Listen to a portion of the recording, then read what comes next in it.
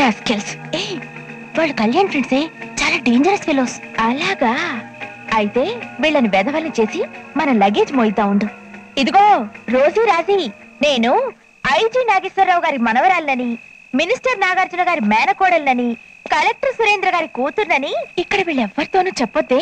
ఈ కొత్త పిల్లది పెద్ద బ్యాక్గ్రౌండే, అనవసరంగా విజిలేసామే. ఈ సామాన్లన్నీ ఎలా మొయ్యాలి? దానికి మనం అంతవరకు అవుతారు, మేమున్నాగా. మీకెందుకని శ్రమ? శ్రమే ఉందండి. సొంత లాభం కొంత మానుకుని ఆడవారికి తోడ్పడవోయ్ అన్నాడు. ఎవడాడు? మా కళ్యాణ్ గారు. చూస్తానంటారా? తీసుకోండి. రండి రండి. చచ్చా, అరగంట అయింది బీరు తెమ్మని. అక్కడ చచ్చారు వీళ్ళు.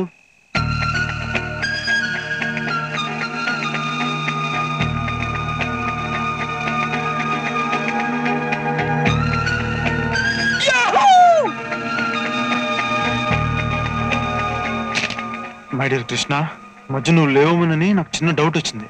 కానీ ఇప్పుడు నా హీరోయిన్ కనిపించడంతో ప్రూవ్ అయిపోయింది ఉన్నావని. లవ్ ఎట్ ఫస్ట్ సైట్ అన్నట్టుగా ఇప్పుడు కనిపించిన అమ్మాయి నాకు పిచ్చగా నచ్చేసింది. నువ్వు కాస్త కోఆపరేట్ చేస్తే నేను ప్రొసీడ్ అయిపోతాను. అవ్వమంటారా sir? Okay sir, good night sir, ఉంటాను సార్. రండమ్మా, రండి రండి. అమ్మ దొంగ నా ఫ్రెండ్స్ లారా, నాకంటే ముందు ప్రొసీడ్ అయిపోతారా? అయిపోయారా రే? అయిపోయారు. రండి చెప్తా. Good evening madam. ఏంటి ఇంత ఆలస్యమైంది? ట్రైన్ లేట్ అయింది మేడం. సామాన్లు ఎక్కడ పెట్టమంటారు మేడం? మీరు బాయ్స్ హాస్టల్ స్టూడెంట్స్ కదా? మరి పోర్టర్స్ లో సామాన్లు మీరు మోసుకొచ్చారేంటి? అది ఇందాక వీళ్ళు బయట వెదవాగుడు వాగితే చిన్న బెడ్ కట్టి ఐజీ మనవరాళ్ళని, మినిస్టర్ మేనకోడళ్ళని చిన్న టచ్ ఇచ్చా. పట్టించారా? అవునరా బచ్చా.